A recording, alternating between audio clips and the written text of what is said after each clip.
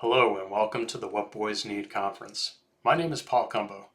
I was educated by the Jesuits, and they taught me from an early age to begin and end all things in gratitude. So that's where I start. Thank you for your investment of time and attention today. It's humbling to be part of such a highly regarded cohort of expert authors, educators, mentors, scientists, and clinicians. A glance at the names and portraits reveals a who's who of expertise in childhood, adolescent, and young adult male development, a list among which my name is merely a footnote. It's my hope that the insights I offer here add to the accumulated value attendees can garner from the experience. Some of what I'll say here draws from my book entitled A Path to Manhood, Encouragement and Advice for Young Men, which I'm proud to say spent 2 weeks as the top new release on Amazon in the men's health category. I hope you might check it out. My aim today is to explore the idea of excavating joy. I'll be addressing the crucial importance of helping boys and young men differentiate the authentic, deeply rooted joy that emerges from genuine connection and companionship from the shallow, fleeting feelings that too many find themselves chasing endlessly in pursuit of skewed visions of happiness. I'll examine why encountering that deep joy requires genuine effort for anyone, hence the word excavation in the title of this talk. Much of what I'll say today is equally applicable to girls and young women, but I'll assert that contemporary culture has particularly compounded the difficulty for boys and young men with a number of obstacles, some of which are fairly new and unique to our digital age. Finally, and crucially, I'll offer what I believe is a solution, or at least part of one. The provision of experiences designed intentionally to position boys and young men to do the work of joy excavation themselves, in the company of their peers, guided by mentors. Here's my thesis clearly stated. Engaging boys and young men in intentional experiences that blend companionship, emotional vulnerability, and a meaningful service project enables the excavation of authentic joy. Of course, I have to say that I know this is not a new concept. What I'm describing here is essentially a male rite of passage, and these have taken countless forms across a wide variety of cultures. But I am seeking to look at it from a new angle, suggesting that the incorporation of charitable service is the crucial element that makes it part of the solution to the challenges of the times. And I'm trying to offer a framework that is agile, adaptable, and therefore able to be made accessible to boys and young men anywhere there are willing, qualified mentors, even if resources are limited. The framework has as much to do with the practical logistics of time and space as it does with the tone setting and culture building that together comprise an essential permission structure for authenticity. I do think it's important to state that what I'm describing here is not a solution to every problem. The types of experiences that I'm exploring in this talk tend to be short-term programs ranging from a few days to a couple weeks. And often, they tend to be singular experiences that happen at important junctures in adolescence or early adulthood. They may only happen once, depending on circumstances. But even a singular experience can be powerfully transformative. Just consider the impact of an excellent teacher you had, a life-changing trip, or even a single book that changed the way you think about the world. Singular experiences can, in fact, change us in powerful ways. Before I go further, a personal introduction is due. First, I'll tell you who I'm not. Unlike several of the speakers at this conference, I'm not a doctor, psychologist, therapist, or clinician. My most important role is that of husband to my wife, Megan, and dad to our 3 children, Matthew, Catherine, and Benjamin. I'm a teacher, author, and entrepreneur. My most quantifiable expertise, that is, my combination of qualifications and credentials, lies in the context of boys' education. First off, I'm one of 5 brothers, and we all attended the all-boys Jesuit high school where I've been teaching for the past 2 decades, plus another 3 years before that at Georgetown Prep, another Jesuit high school. In addition to teaching in the classroom all those years, I've held a number of roles, from retreat and service program director to rowing coach. Along with my work in education, which is now part-time after 21 years full-time, I own an editorial services company and do contract work for management consulting firms, universities, corporations, small businesses, and authors. This involves everything from white paper drafting and technical writing to manuscript editing and ghostwriting. This work pays the bills and enables me to pursue two other passions: being an author and operating the Camino Institute, a retreat center in the rural Dominican Republic. Let me use that work in the Dominican Republic as a starting point. It was nearly noon under a brilliant blue sky. Just a few scattered clouds drifted far above and the tropical sun beat down with relentless heat. Fortunately, the work site was partially shaded, which meant the two young men laboring within the 7-foot square hole in the ground had at least a little reprieve. But only a little. After all, they'd been working in shifts for the better part of 4 hours, as the day had grown steadily hotter by the minute. Around them, 12 other guys, 6 from the United States and 6 locals of the small village, labored as well, hauling away buckets of excavated dirt, filling wheelbarrows with the same, or just catching their breath in preparation for their next shift in the hole. Amidst the sounds of digging, the scraping, crunching, and grunting with effort, there was another sound despite the intensity of the work and the physical discomfort: laughter.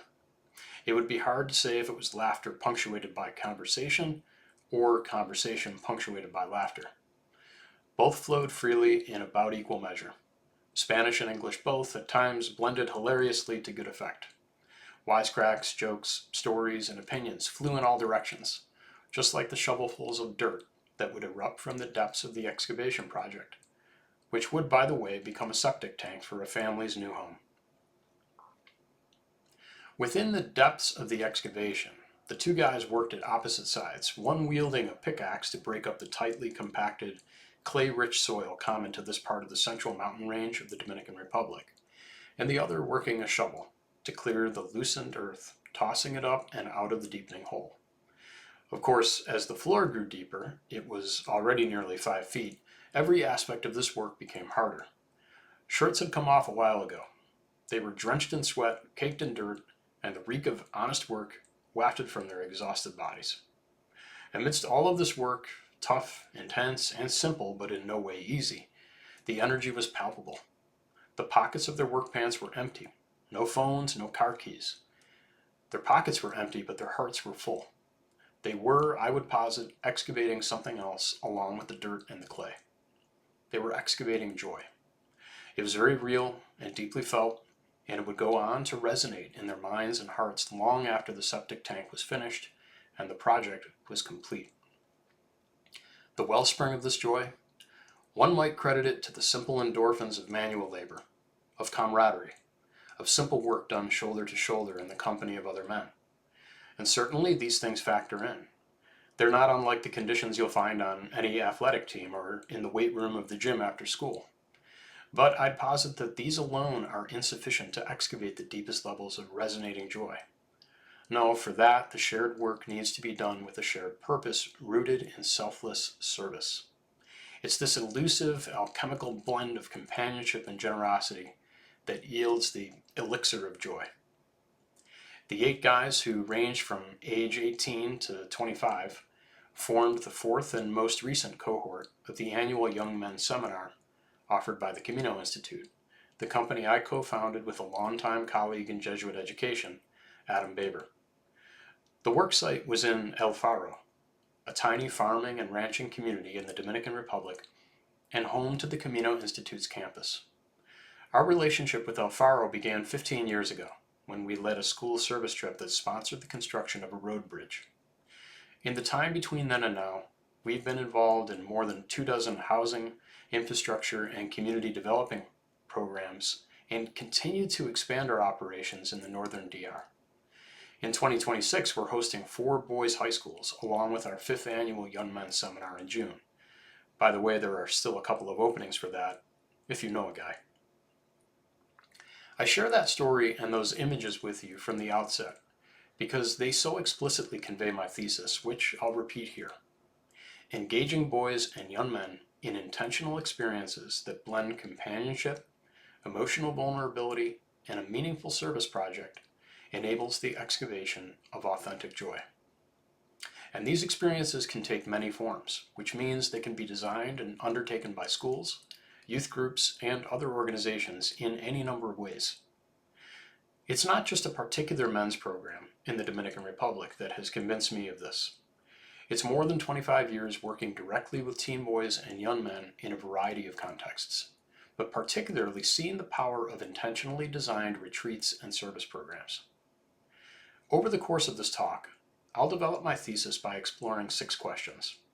By the end, you'll see why I believe there is a need for this type of intentionally designed experience among all young people, but particularly among today's generations of boys and young men. And furthermore, you'll have a good starting place for considering how your school or organization might go about offering such an experience, no matter where you are or what your level of resources may be. Here are the 6 questions I will address. Number 1. What do I mean when I differentiate deep joy from shallow happiness? Number 2. Why do I believe this excavation of joy is needed, and what does that involve? Number 3. Why do I believe this is particularly relevant for boys and young men? Number 4. How do you create a permission structure that enables the excavation of joy for boys and young men? Number 5. Why is a service component a vital part of excavating joy? And number 6. How can this be done in ordinary settings with limited resources? Question 1. What do I mean when I differentiate deep joy from shallow happiness? I want to address this question first because my entire premise is predicated upon this differentiation. Of course, the gap between passing good feelings and deep authentic joy is not a new concept or a new concern. After all, the question of what makes for deep, lasting, and genuine happiness has been the subject of philosophy, theology, and epistemology for millennia. The Greek term eudaimonia, which roughly translates human flourishing, suggests living a virtuous, purpose-filled life is itself the intrinsic source of deeply rooted happiness and an essential, durable sense of existential well-being. Near the beginning of my book, A Path to Manhood, I quote Dr. Viktor Frankl, who I think offers among the most eloquent articulations of this premise. In his preface to the 1992 edition of Man's Search for Meaning, he wrote, "Don't aim at success. The more you aim at it and make it a target, the more you are going to miss it. For success, like happiness, cannot be pursued, it must ensue, and it only does so as the unintended side effect of one's dedication to a cause greater than oneself, or as the byproduct of one's surrender to a person other than oneself. Happiness must happen, and the same holds for success. You have to let it happen by not caring about it. I want you to listen to what your conscience commands you to do, and go on to carry it out to the best of your knowledge. Then you will live to see that in the long run, I say, success will follow you precisely because you had forgotten to think of it." Though varied terminology can be used to describe and explore the concept, I'm going to stick with deep joy to refer to that deep stuff, and shallow happiness to refer to the rest. Deep joy abides in the soul. It lasts. It presents a calming reassurance that life matters and that a fundamental good underlies all of it, and surpasses the transient suffering and unpleasantness that mars so much of our human experience, because it doesn't depend on feeling good. It rests on more solid stuff. It is closely intertwined with the conviction that there is a higher purpose to life beyond feeling good.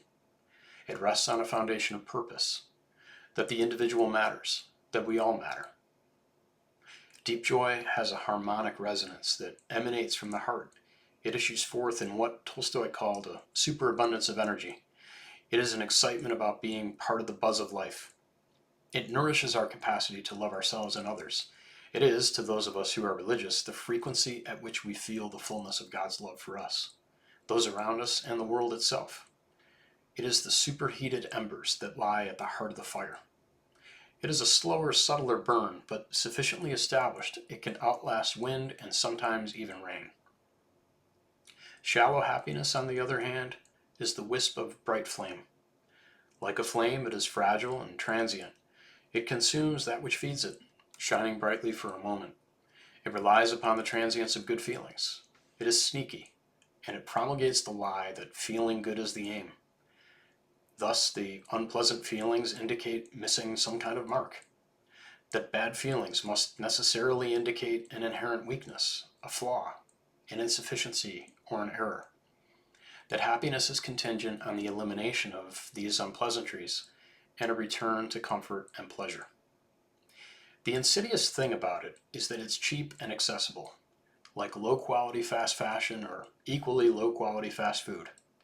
It functions independently of the deeper convictions about purpose that underpin deep joy, which means that while it can and certainly does play a role where deep joy also exists, it too often stands alone as a cheap substitute when such deeper convictions about purpose and meaning are absent. Shallow happiness is supported on the feeble, unstable pillars of temporary satisfaction. It is the itch scratched, the craving satisfied, the ambition fed, the lust consummated. It is, in biological terms, carried out in the deceptive rushes and crashes of the dopamine feed, like the erratic line of an irregular EKG. One of the most pernicious and pervasive contexts of this, of course, lies in the realm of online porn, which is something that considerable research suggests has at least some hold on the majority of teen boys and young men. My own work at a number of schools, which has included a focus on this topic, and has accumulated a fairly significant batch of survey data, suggests that for no small percentage of teen boys, daily or near daily use of porn is the norm. That's a whole other conversation, but it's worth noting that this might be the most explicit manifestation of the arousal addiction trap, pun intended. But arousal comes in varied forms, and it also has to do with satisfying the aspirations of the ego. In terms of reputation and achievement, it's the ongoing upward increments of social advancement. Another credential earned, another bonus awarded. It is, for so much of today's generations of boys and young men, the fickle stream of followers, likes, and reposts. All of the stimulus is near constant.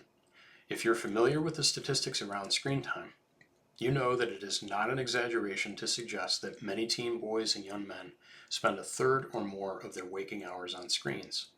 For some, it's even more than that. At the end of the day, this is all quite literally exhausting, physically, mentally, and emotionally. But it goes even deeper. It's also existentially exhausting. And that's what we're seeing so viscerally among so many young guys today. The problem, of course, is that so much of the shallow happiness stimulus is algorithmically driven. This means that the better it gets at stimulating the low-hanging fruit of passing good feelings, the better it gets at getting better at it. What I'm asserting here is that through the provision of experiences focused on excavating joy, we can give boys and young men an opportunity to take a break from that algorithm, experience something deeper than what it's feeding them, and in so doing, perhaps disrupt it. And even if it's only a singular experience, the disruption can be so powerful as to have a long-term positive impact. Question 2. Why do I believe the excavation of joy is needed, and what does it involve? Realizing deep joy has always been more or less elusive, but the flood tide of shallow happiness stimulants has made it radically more difficult to tune into the quieter harmonics of deep joy. It's hard to escape all those distractions to begin with, but consider that perhaps the more pernicious inhibitor is that the ubiquity of shallow signals might condition a young person to believe that maybe they are as deep as things get. Deep joy rests on a deeply held conviction that life matters. With the increased secularization and movement away from institutional religious traditions, it is less likely that a young person growing up today will do so in a family or social setting that espouses the kind of traditional, foundational religious principles that assert purpose and meaning as default aspects of life. This is not to say that traditional institutional religions offer the only framework for the sense of purpose component to deep joy. However, its postmodern secular substitutes, that is, the religions of identitarian politics, for example, tend to be rather lame when it comes to inculcating a sense of higher purpose and meaning to life. I've observed something interesting over 24 years teaching in Catholic boys' schools. When I first began, most students came in with a religious foundation, and the work was to guide them in deepening their spiritual development. In the middle years of my career to date, The religious foundation was often on tenuous grounds due to the aftershocks of the church scandals, and there was a pretty tangible skepticism among the guys, a skepticism that many of us in the adult ranks felt too. At times, it felt like we were starting from scratch, and the level of desire for spiritual development seemed lower for a while.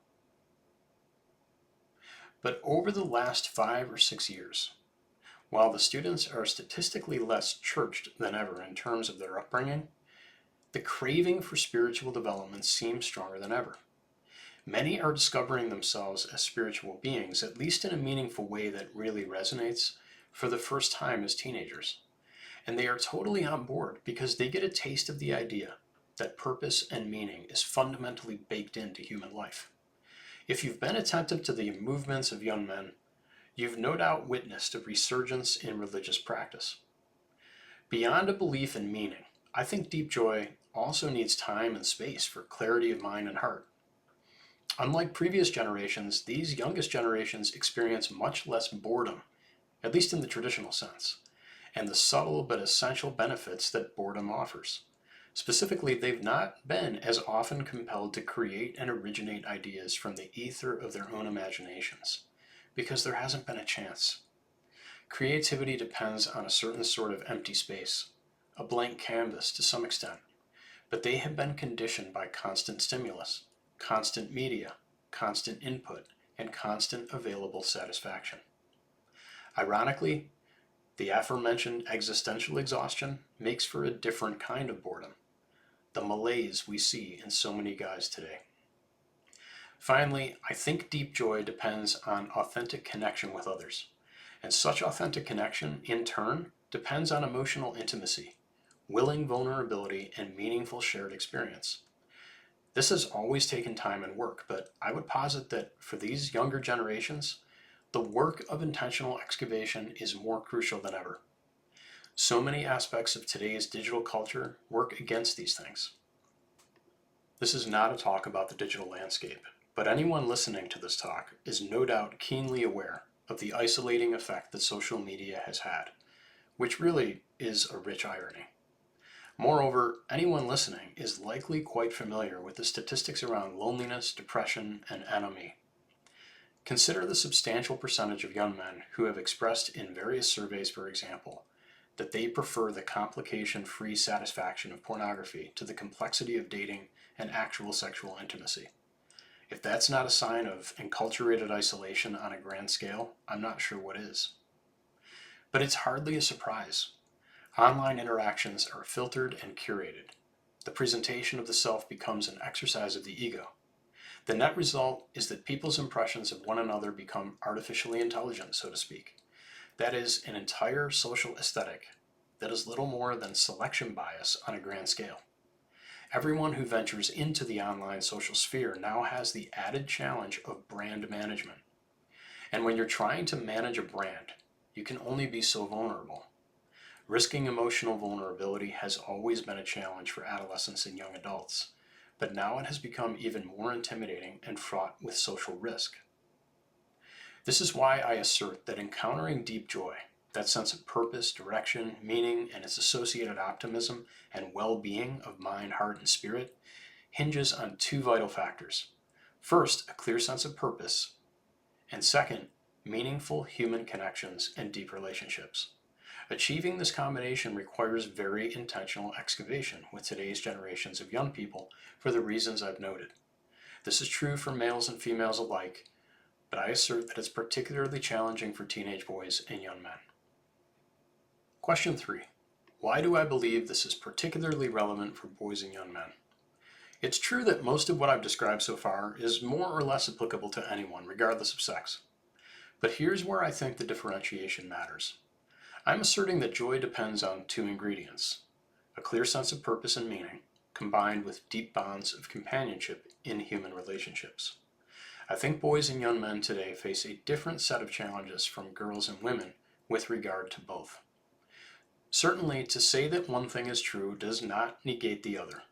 As Reeves and others have said repeatedly, it's not a zero-sum concept.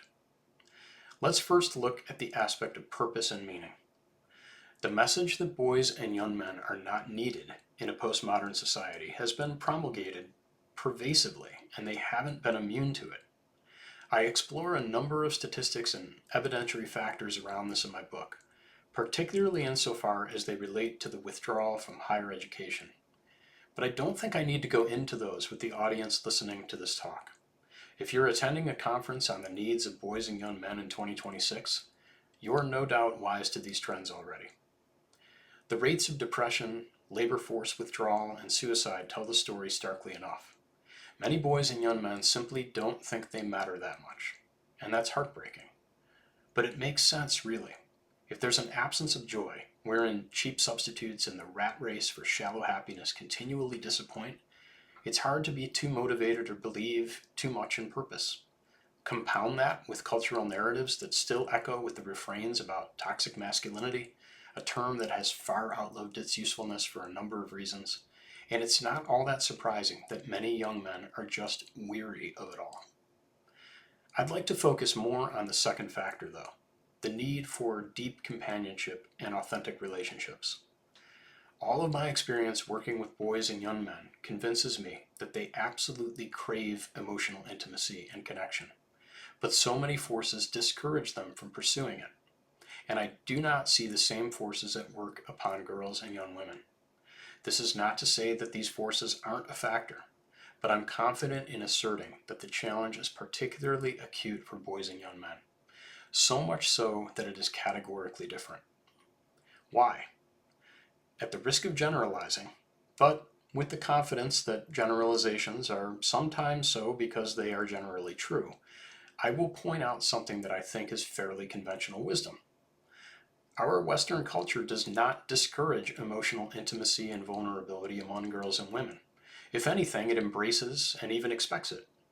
Girls and women are by and large demonstrably more inclined and often better able to articulate the nuances of their interior lives. Their doing so is typically not seen as incompatible with feminine strength and resolve. In fact, it's regarded as a component of that strength. The same is simply not true when it comes to males, at least outside of a relatively narrow set of categories. Consider the cultural regard for such expression among boys and men, particularly young men. In general, the articulation of emotional vocabulary outside the narrow confines of anger, intimidation, sarcasm, or witty, humorous one-upmanship raises eyebrows when it is voiced by males. In other words, if the emotional frequency asserts strength and dominance, okay. But if it tiptoes, or, God forbid, plunges fully into the terrain of vulnerability, insecurity, or fear, people tend to become uncomfortable. It causes people to squirm, even if only in their heads. It might be met with sympathetic feelings, but unfortunately the gut reaction for many focuses simply on part of the word, pathetic. I do think it's crucial to point out that this isn't always the case. Certain boys and men, often because of reputational cachet or their status in the social hierarchy, are granted at least conditional exceptions to this double standard. They have permission. Older men, particularly those perceived as having had the sharp edges of their youth worn away by life experience, are less likely to face social judgment for expressed vulnerability. They've earned it, right? A fortunate few younger boys and men will get a pass too.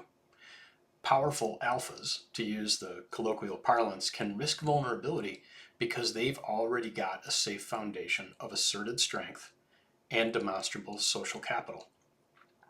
When the pro athlete, seasoned soldier, or even high school team captain ventures into open displays of emotional vulnerability, it doesn't call much into question.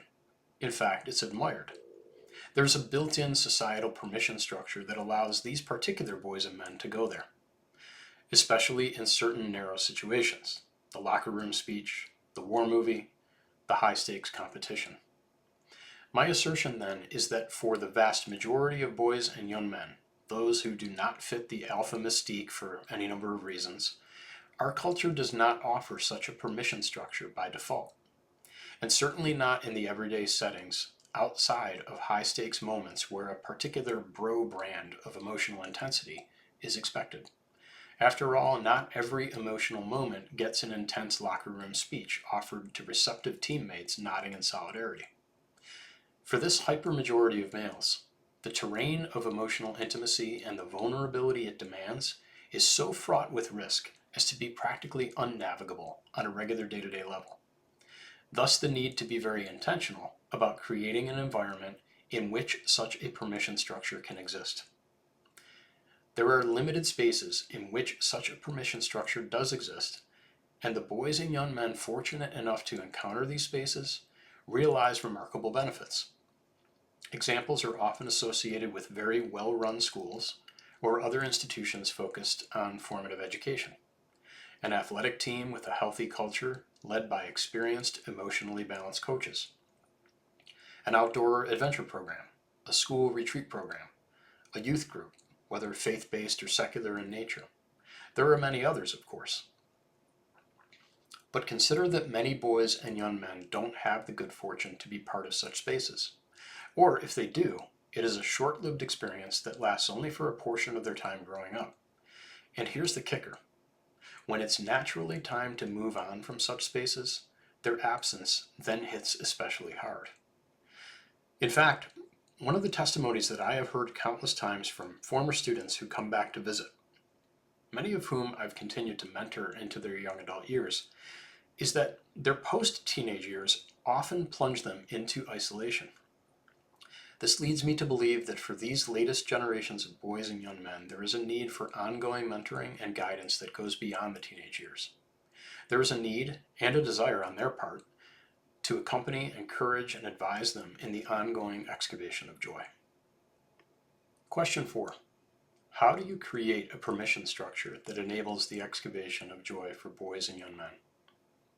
You have to begin by countering many aspects of the cultural narrative that males are emotionally simplistic. You have to start with the disposition that assumes emotional complexity and depth. As I wrote in the opening pages of my book, A Path to Manhood, when I do presentations at schools or for other groups of emerging men, I use the Grand Canyon as a metaphor for a guy's interior life. The Grand Canyon is deep. Its layered, striated rock faces reveal remarkable geologic complexity that undergoes constant change, compelled by powerful forces of nature. Currents in the river form some of the striata over time. Currents often invisible to most people, and hidden deep below the surface of the surrounding landscape. For most boys and men, the complexity of our interior life is often hidden. Male waters run deep in the chasms of our hearts.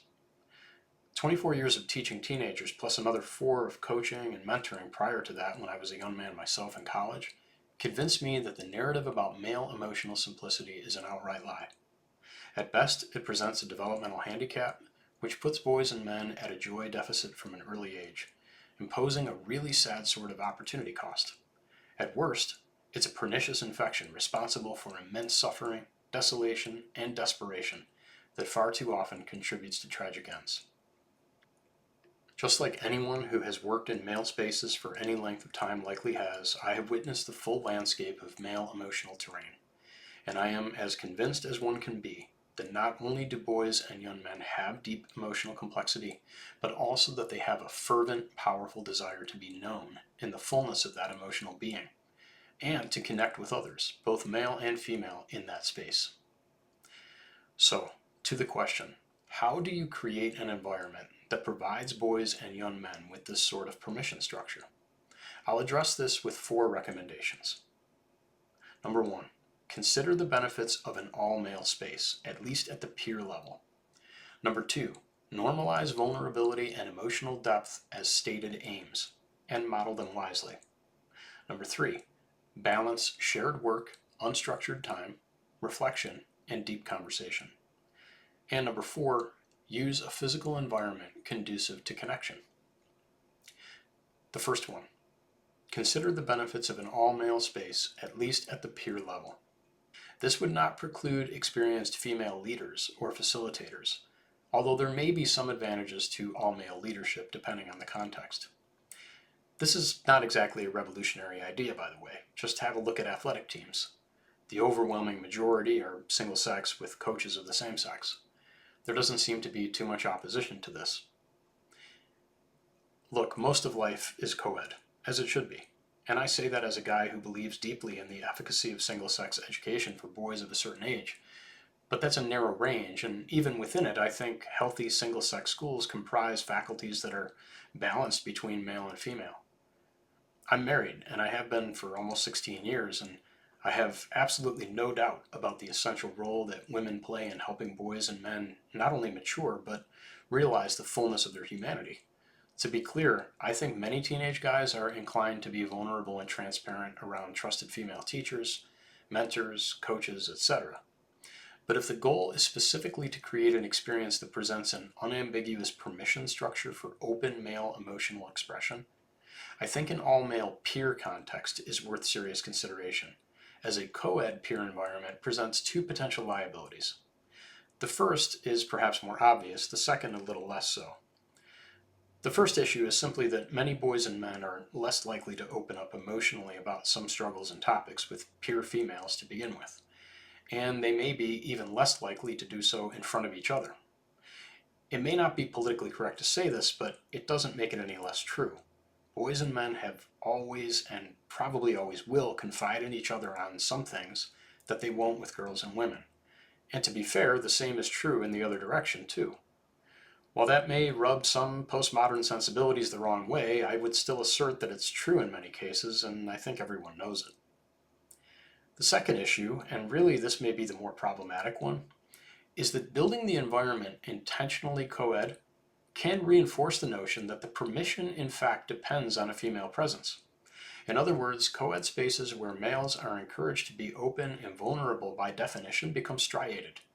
And for the males, venturing into emotional expression often becomes little more than performative for the sake of meeting a perceived feminine expectation of emotional transparency. In other words, the presence of females becomes an excuse for males to be open.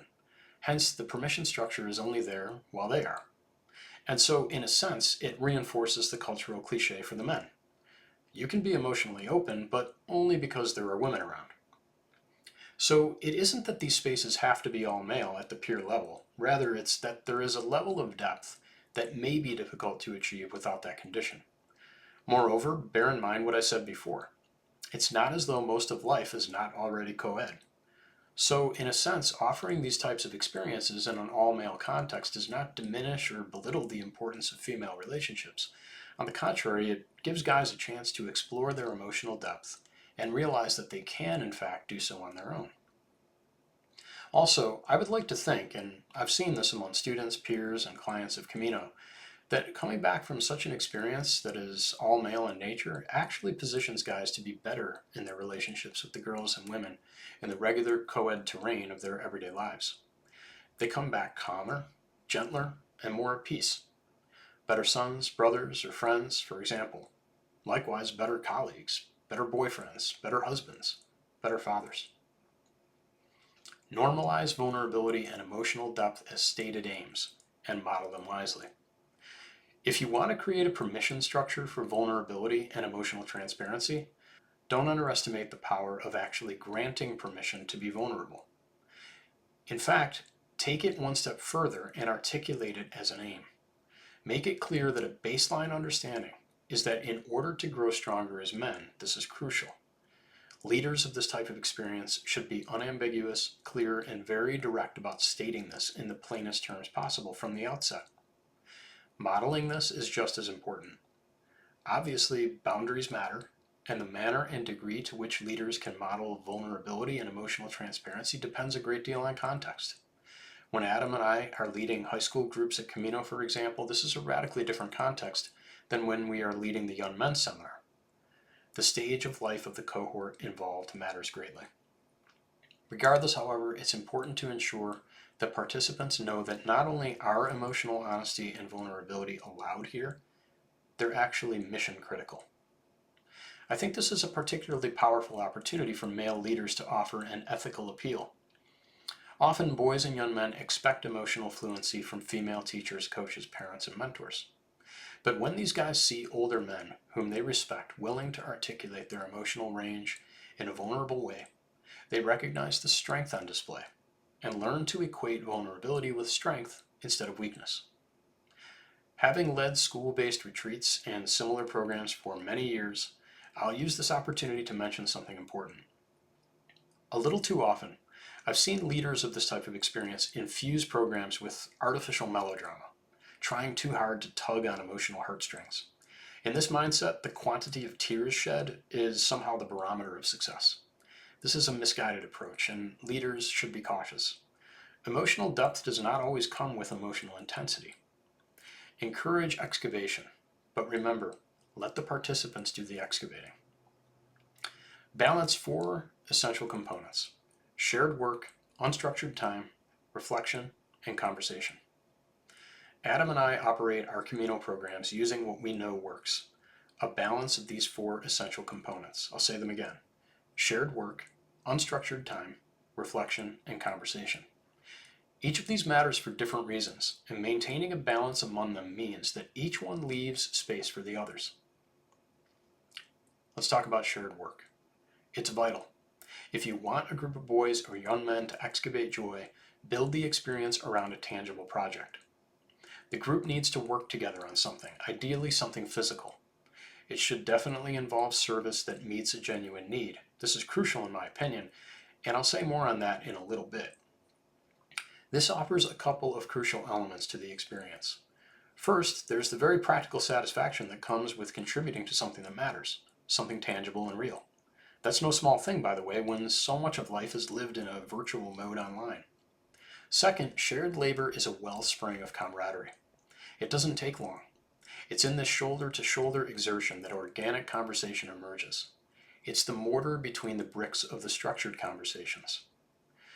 The specific nature of the project can vary. For example, it might involve landscaping, gardening, painting, demolition, or construction of some kind. Generally, my advice is to ensure that it presents a significant challenge that is appropriate for the context. Obviously, the intensity of the work should be different for a group of young adults versus a group of middle schoolers, but it should challenge them. Laboring and struggling through something together is key. If it's too easy, it won't matter as much. Now for the second element, unstructured time. This is as simple as it sounds, but it can actually be a challenge for well-meaning program designers. Don't feel the need to fill every minute with activity. A balanced amount of unstructured time is important for those organic conversations to continue. As for reflection, the idea here is to offer the guys prompts to think and write before engaging them in the fourth component of structured conversation. By inviting them to reflect on a meaningful prompt, you won't take them by surprise or put them on the spot. You'll give time for ideas and questions and feelings to process. At Camino, we usually provide a couple of prompts for reflection and writing early in the day. And then the structured conversations follow dinner. The final component, structured conversation, is where the rubber hits the road in terms of revealing, navigating, and articulating the interior landscape, and hopefully excavating some of that joy. Whatever the focus of the experience is, the questions you use should be carefully crafted. Don't overthink them. My advice is to go for depth, not complexity. In other words, keep the questions simple and direct, but don't make them easy. Just like digging that septic tank that I told you about, work can be simple, but that doesn't mean that it's easy. Use a physical environment conducive to connection. We've built the Camino Institute campus to be conducive to this type of experience, and that's been a very intentional process from the ground up. Of course, you don't have to build your own campus to facilitate effective environments. Aim for shared accommodations to the extent possible and appropriate. With so much of life private and separate, ask yourself what can be communal. Obviously, much of this depends on context, but consider the value of asking participants to step a little outside their comfort zone in the interest of cultivating more connection. Proximity is vital for connections that differ from our digital ones. Speaking of which, go as far as possible to limit or even eliminate digital devices. This is absolutely crucial and critical for so many boys and young men. I'm not going to spend a lot of time on this because I have to assume that anyone who's been listening to me for this long already understands the importance of a technology detox for this demographic. Question 5. Why is charitable service such a vital component to excavating joy? Earlier, I suggested that it doesn't necessarily matter exactly what the shared work involves, as long as there is some kind of project to work on shoulder to shoulder. However, that doesn't mean that all projects are equally effective. In my opinion, the key is to ground the shared work in charitable service, particularly in service to someone less fortunate. Here's why. Well, first of all, at the risk of stating the obvious, because charitable work is the right thing to do, and it helps people out, as long as it's done well and respectfully. But back to my point about excavating joy. What experience has taught me is that boys and young men have a strong desire to feel needed, moreover, to have a genuine sense of being useful. Hence the popularity of being on athletic teams or part of other organizations. Most also have an intrinsic desire to serve and be helpful, which is not the same as useful. Call this more generalizing if you want, but having worked with thousands of guys over the years, I've met very few who were not eager and willing to step up and help when provided with the opportunity. And more often than not, such experiences of service and solidarity are truly transformative. There are several elements of this calculus. I mentioned the first two before. That very practical sense of contributing to something tangible that matters, and the camaraderie that emerges in shared labor. But you could say that about playing on a team, or being part of an orchestra, or in the cast or technical crew of a stage production. It's the third element that's the differentiator. When the project is an act of charitable service, the primary focus is neither on the self, as is the case with some traditional rites of passage, by the way, nor is it transactional. He's not in it to prove himself, or level up, or win, or improve the record, at least not explicitly. There's no tangible reward. Instead, there's the animation of the charitable spirit, and the affirmation of a guy's own fundamental goodness. He feels it when he realizes he's genuinely helping someone who needs help. I have witnessed amazing moments, call them watershed moments, pun intended, when guys have had emotional breakthroughs after a week of work in service to people who have genuine material needs. It isn't that they feel ashamed about having more than a poor family they're helping, although sometimes that's part of it for sure. But there's a humility component that kicks in when they realize that they're doing something for someone who cannot possibly compensate them materially. It's a visceral experience of a non-transactional relationship. And that's the kicker. In that non-transactional act of simple service, they feel the affirmation and goodness of doing something that isn't about themselves or getting ahead. And that's a very fresh feeling at a stage of life characterized by near constant comparison and self-analysis. It usually happens on about day 3 of our trips at the Camino Institute. The guys are exhausted, their hands are calloused, they've stopped worrying about being uncomfortable, and they've stopped feeling phantom notifications and reaching for their absent phones in their pockets. It dawns on them, usually in a quiet moment, watching a sunrise or gazing at the stars. They realize that at some point over the past few days, they have stopped ruminating over their worst mistakes, and they've stopped focusing on their weaknesses. It's almost like they realize it in spite of themselves, an epiphany of sorts, and they are magnificently freed by it. The tears that often come are all about freedom, about letting go of the need to constantly prove themselves and be strong and get ahead, about just doing something good for someone, something simple. It reaffirms that there is intrinsic goodness in them. That's very powerful. And it happens so often. I've seen it year after year for 25 years on retreats and service programs. That's when you know the excavation is working and you've reached some of the depths. When they start talking about themselves and each other, with each other, vulnerably, in non-transactional language. We hear more about hope and vision and optimism despite limitations. We hear more about fundamental goodness, not just about their plans and achievements and failures and weaknesses. We witness, to paraphrase the testimony of a recent participant, their rediscovery of their own inner child. They realize that their innocence is not fully corrupted. That's a powerful starting place for making meaningful changes. It's an attitude of optimism. It's a disposition of hope. That's the power of service. That's why the shared project should be all about helping someone in need. Question 6. How can this be done in ordinary settings with limited resources? In Homer's Odyssey, Odysseus' son Telemachus has a compelling story. It's the story of a young man coming of age, and he only rises to his potential by venturing out. In fact, his name means distant struggle. Back in Ithaca, he's a timid boy afraid to face down challenges. Once he sets out, he gains strength, learns about his potential, and develops deep connections and friendships that animate his spirit. He comes home stronger and renewed. I mention that because I believe in the transformative power of challenging journeys outside the familiar. I could offer another talk entirely on the concept of pilgrimage, but it's fair to say that what I'm describing here constitutes a form of exactly that. Obviously, what we've built and what we offer at the Camino Institute is one way of doing this, and there are countless other organizations that can facilitate this type of experience. School service and retreat programs collaborate with such host organizations every year.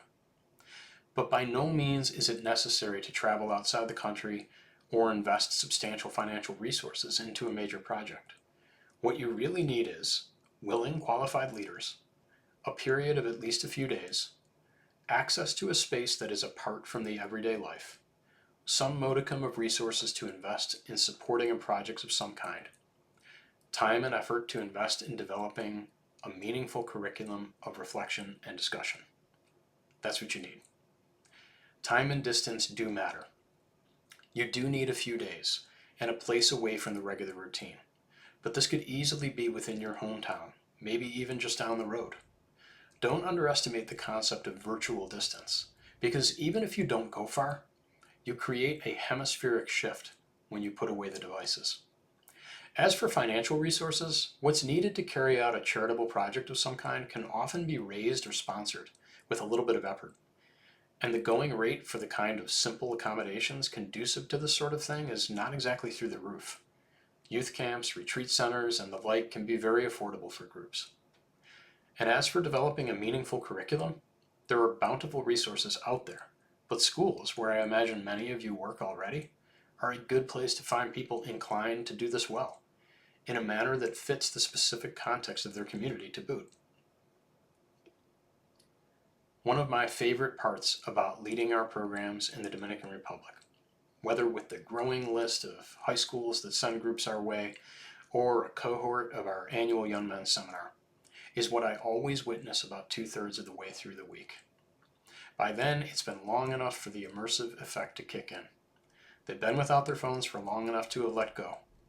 They spent enough time working, sweating, thinking, laughing, talking, and yes, occasionally crying together to have ushered forth the warmth of companionship that accompanies genuine joy.